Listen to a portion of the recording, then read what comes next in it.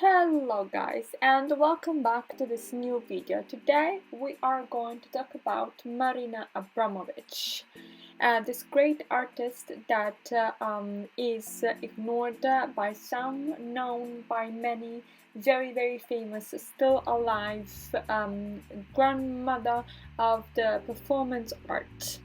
Let's understand who she was and who she is and what exactly she has done in this video. So Marina Abramovic was born on the 30th November 1946. We are in Belgrade, meaning Serbia. She's still alive. She has recently performed in a video by Jay-Z. I think it's called something like Picasso short art performance anyway.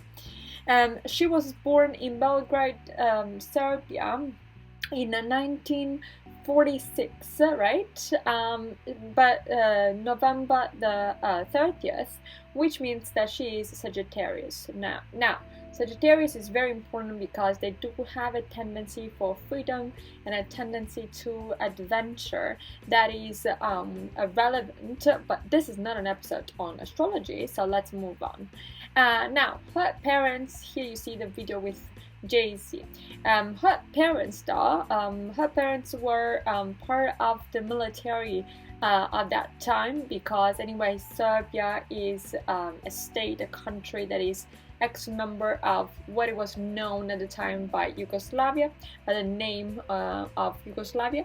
And so her parents were both of them in the army. So she receives this pretty rigid and pretty severe education that is not just in school but also at home. But her parents gave her first art lesson when she was 14. And I think that it's reasonable to say that she started falling in love with the arts. So she attended the Academy of Fine Arts there in Belgrade, and when she finishes, she spent some time in Slovenia, which is anyway just right above Serbia, so not very far away from home, and then went back to Belgrade, where she became a teacher, art teacher in this academy. Now, she was born in this severe and strict kind of environment, but then she does something that breaks out with all of that, which is she starts attending the Academia of Fine Arts, and that's it basically for her first biography. What now we are going to investigate is more about her first works, her first artworks. So let's start. The first artwork that we're going to discuss now is called Rhythm 10, and we find an interesting game with knives here. She's experiencing them with her body, and her transformation, her bodily transformation during and throughout the performance. She tries to push the body to a limit, right?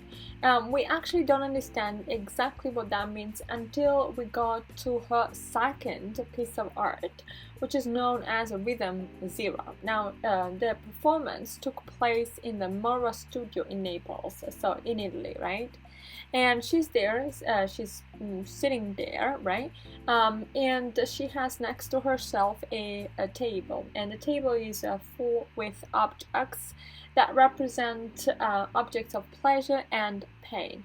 The performance lasts something like 6 hours. Now, in the first 3 hours, everybody was pretty shy. They didn't know what that meant, what that wanted to represent, so nothing really happened during the first 3 hours. But then something quickly escalated without people really understanding what was going on there, right? So we see there's a table full with objects, right? So chains, but there's also a gun.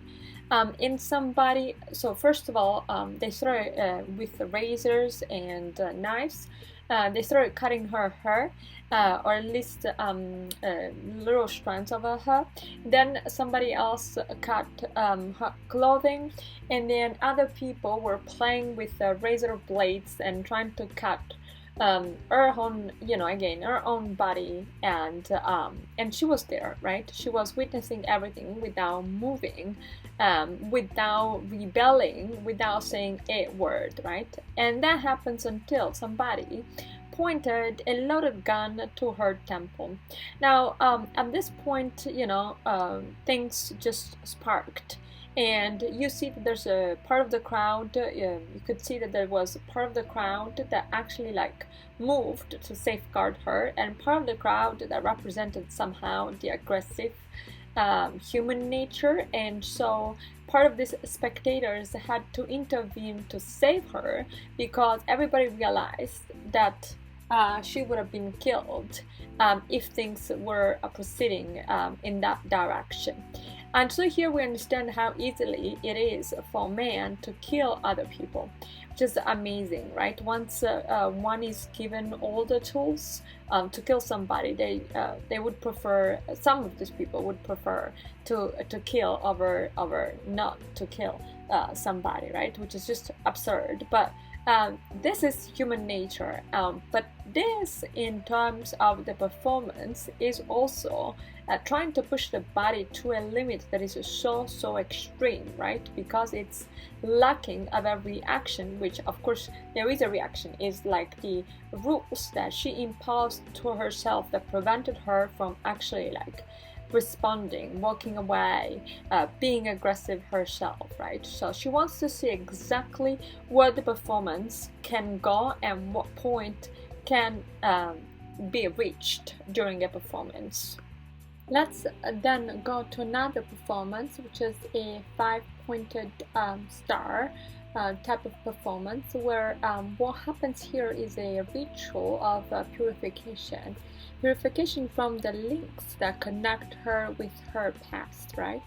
The purification starts off by cutting herself, right? Now, not necessarily her body, but first her nails, then her hair, and then she ended up sitting in the fire. Now, the smoke caused her to lose consciousness and to faint, and then what happens there is that she was pretty much unconscious because of the smoke, and the performance had to be interrupted. Now, this is another form of experiment, an experiment that is between the limits, that is about the limits between consciousness and unconsciousness, right? The performance had to be interrupted. But the understanding here is that we cut, and the cut is a cut not only from the past, but from a different from that culture, which is different because we don't acknowledge it, right? We don't acknowledge it as our own, and so we tear apart part of ourselves in order or to allow that part to die. And then there's another piece of artwork that is Art Must Be Beautiful, that took place in 1975. That is more delicate, if you like, especially the great part of it is more delicate, certainly more conceptual. She brushes her hair over and over again, so she repeats that, and she also, while brushing her hair, says that art must be beautiful. But at the end of the performance, she cuts her own face, right, with the hairbrusher, and there's a partial destruction of the artist itself, who is an artist because and during the performance, but then life of the artist is not really life, it's not really art. And so this separation does not exist, right? So the art of the art and the life of the artist are extremely interconnected, right? So life is art, art is life, and this representation that art must be beautiful, right? When life sometimes is also tragic, right? So there's all of that can be conveyed in terms of meaning, but there are multiple layers of meaning to that own performance, and so you're welcome to comment below and let me know your opinion about that. But yeah, that is what happens during Art Must Be Beautiful. All of that symbology and purification and her trying to break down barriers is found again in another piece of artwork that is or installation that is Thomas Lips, right? Where she eats first a kilo of honey, then she drinks a liter of white wine, and then she cuts her belly to form a five-pointed star, right? She then weeps herself and lies on a nice piece of block, right? And then hot hair is going to her stomach while she's bleeding, right? Now, this is the representation of body as vital expression and also as a means to express concepts, where you have all the elements we have encountered so far. So purification and symbology, right? But the direction is also pretty much that of rituality, right? Where eating is also part of this performance in a sort of mindfulness that focuses on every single gesture, every single moment. From that on, we go to another piece of artwork that is another installation that is Imponderabilia, where she's standing up naked, and then in front of her there's her man at the time, and that is a photographer, a German photographer Ulay, and they both stand naked at the entrance of a gallery in Bologna, in Italy. And then people, I would say embarrassed people, have to enter, have to decide on which side they wanna walk, right? That of Marina or that of Yulai. And it's the choice between feminine and masculine side, which is kind of interesting there, right? The reaction of people in front of this. But let's also move on and go to another installation, another important one, extremely powerful and beautiful, that is rest energy. Now, this time around, what we find is basically Ulay holding a bow, and to the bow is connected an arrow that is pointing towards her heart, Marina's heart, in all absolute immobility, right? And then they have electrodes connected to their heartbeat, and so you can hear the sound of their heartbeat going up and down, right? Which is kind of an interesting thing, because it is said that when two people are in love, their heartbeat becomes the same, right? But it also requires a very strong and very strong physical and mental training to do that, which is impressive, because they stand there, like you see in this picture, for a huge amount of hours, right?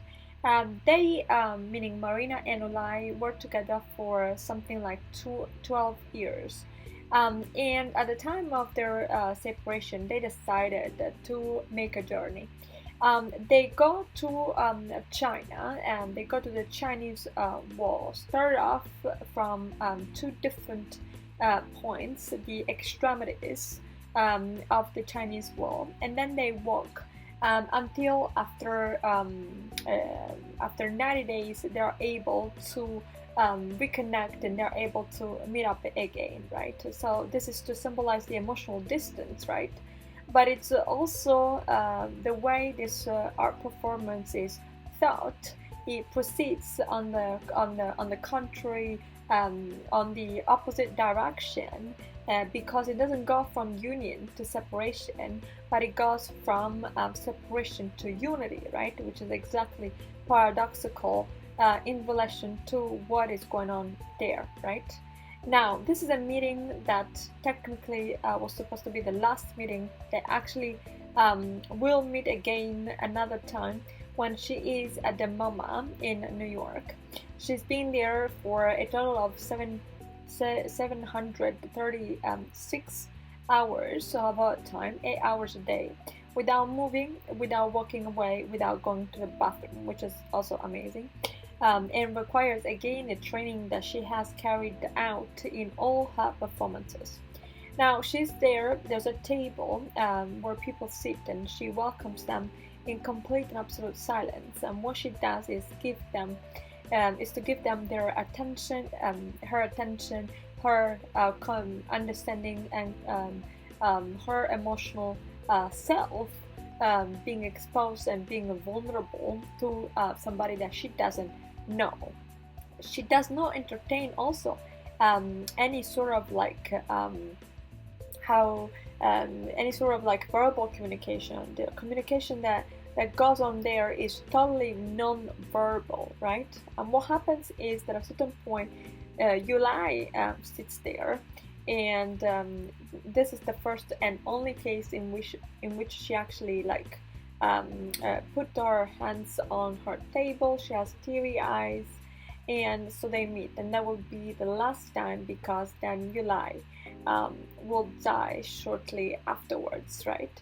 But also this is extremely like profound as a concept, and it's something very Testonic and completely different from what we have nowadays. So something to think about, reflect upon. Now, the following installations are actually somewhat different. Yes, we will find her again in 1990 with the Dragon Hats, where like she has parents that were starving or had been starving for 2 weeks, and those are patterns that are like long 2, 3, 4 meters, right?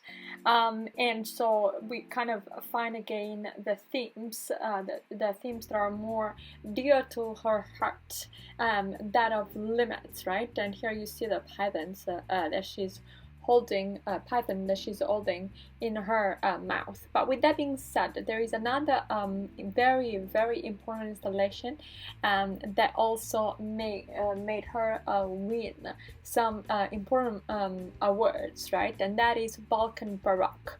We are in 1997, and 1990s in general are very important years for Serbia because of the ethnic cleansing that is going on there, and because the politics and the culture, and the following years are years where the culture in Serbia will change completely. Like there is a proper war there, and she was sitting in 1997 in this installation on tons of femurs and bobbin bones, and they're all like wrapped up in blood, and she cleans them while singing Serbian songs, right? So this is the call, the call back to her own homeland, the recalling of the ethnic cleansing, the connection that she has tried to be disconnected from, the connection again back to Serbia, to her own country. And then the last very important installation is definitely MoMA in 2010, and is the installation we talked about. And if you look at that installation, you could actually tell the absolute difference and also evolution of the artist, which is super legit. The evolution and the difference from the original first theatrality that she displays to an intimate conversation, a conversation that is so intimate that has to be held in oneself mind, right? That has not to be vocalized, right? So I wanted to dedicate this video to Marina Abramovic, who just turned 75.